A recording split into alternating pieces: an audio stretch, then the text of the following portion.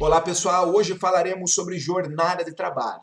Antes de mais nada, não se esqueçam que o objetivo desse vídeo nada mais é do que trazer a vocês aí uma revisão, lógico, uma revisão extremamente resumida, certo? Então não se esqueçam das aulas que vocês tiveram lá atrás. Então vem cá, ao empregado, ao trabalhador, é assegurado um limite de no máximo 8 horas por dia e 44 horas por semana de trabalho. É o que estabelece o artigo 7º, inciso 13 da Constituição e o artigo 58 da CLT. Veja, aqui, regra geral, a gente sabe que o próprio legislador, levando em consideração a natureza das atividades exercidas, né, pelos mais diversos profissionais, acabou por estabelecer limites diferenciados, como, por exemplo, ao trabalhador bancário, lá previsto no artigo 224 da CLT, a limitação é distinta, é de 6 horas por dia e 30 por semana. Aos operadores de telemarketing também, 6 horas por dia, 36 por semana, é o que estabelece o artigo 227 também da CLT. Tá? Mas em regra geral, 8 horas por dia, 44 por semana. São regras destinadas aí à medicina e à segurança do trabalhador. Certo? Caso o trabalhador venha exercer atividade extraordinária, isto é, além dessas limitações, ele vai receber um adicional na razão de pelo menos 50% sobre a hora normal. Rafael, pode realizar aí quantas horas extras? Pode realizar 5 horas extras em um determinado dia? Não. A legislação é taxativa, o artigo 59 da CLT estabelece uma limitação de no máximo 2 horas por dia. Beleza? Agora veremos os regimes de compensação. O artigo 7º, inciso 13 da Constituição, faculta a compensação de horários e a redução da jornada. Isso significa dizer o quê? Que o trabalhador, que o empregado, ele até pode prestar serviço em regime extraordinário, isto é, além daquela limitação prevista em lei. Agora, em contrapartida, ele não recebe a hora acrescida do adicional e recebe, sim, uma folga compensatória, certo? E veremos agora na sequência que temos algumas modalidades, algumas espécies de compensação. Na verdade, né, até por uma questão de se tratar de fato de um resumo, veremos aqui duas espécies e depois falaremos da exceção, que não deixa de ser uma espécie de compensação, que é o regime 12 por 36. O primeiro sistema de compensação que vale destaque é a compensação tradicional, a compensação dos sábados, a famosa semana inglesa.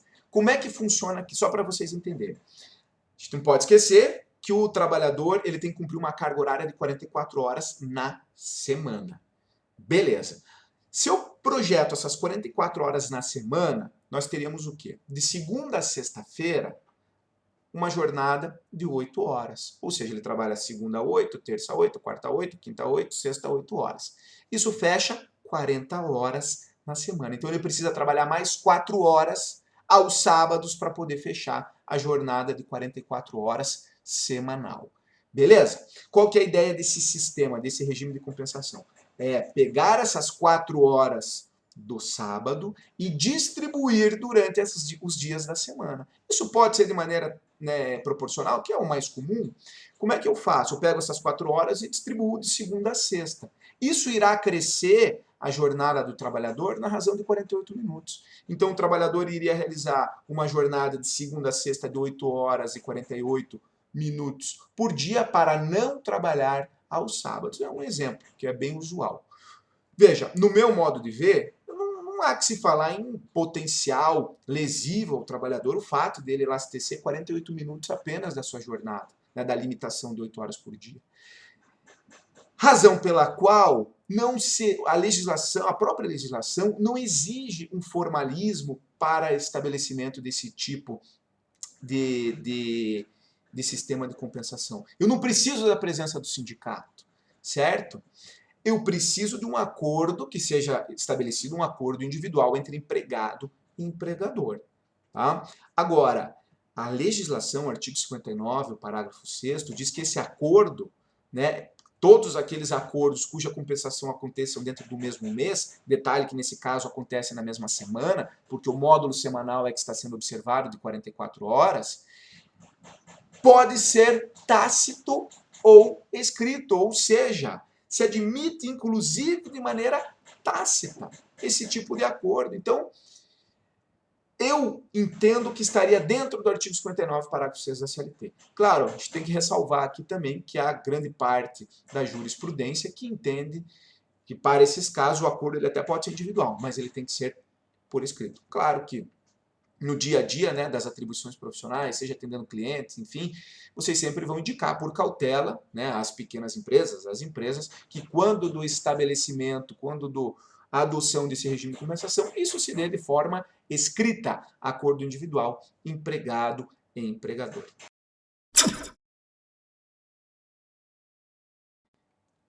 Outro regime que merece destaque de compensação é o sistema de banco de horas. Por que recebe esse nome? Alusão ao sistema bancário, créditos e débitos. O que seriam os créditos? As horas extras realizadas. E o que seriam os débitos? Seriam as folgas compensatórias concedidas ou ainda falta injustificada, atraso, enfim. O trabalhador ele realiza suas atribuições em regime extraordinário. Em contrapartida, ele não recebe a hora acrescida de adicional. Ele recebe uma folga compensatória. Que mais? Como é que isso funciona para a sua implementação?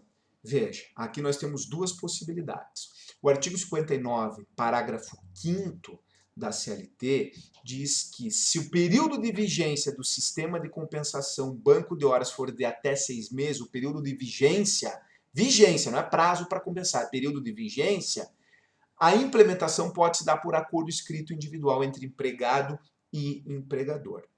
Agora, o artigo 59, parágrafo 2º da CLT, que permite que esse regime de compensação aconteça até o período de 1 ano, né, o período de vigência desse sistema, aí para sua implementação, para sua adoção, é necessário a presença do sindicato, ou seja, mediante uma negociação coletiva, pode ser acordo coletivo ou convenção coletiva de trabalho.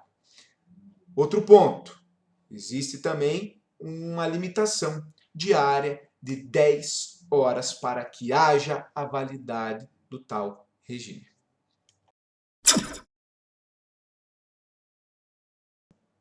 Caso o período de vigência do sistema banco de horas chegue a seu termo, acabe, e o trabalhador possua, junto ao regime, inúmeros créditos a serem recebidos, né? Folgas a serem realizadas que até então não houve a possibilidade de usufruí-las. O que vai acontecer?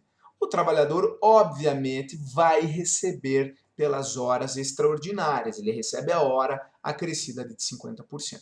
Da mesma forma, caso o trabalhador venha pedir demissão, caso o trabalhador seja mandado embora, ainda que por justa causa, e possua, junto ao regime, junto ao banco de horas, créditos, né, a receber, com toda certeza ele irá receber na condição de hora extra, a ser calculado, inclusive, com base na última remuneração, no último salário.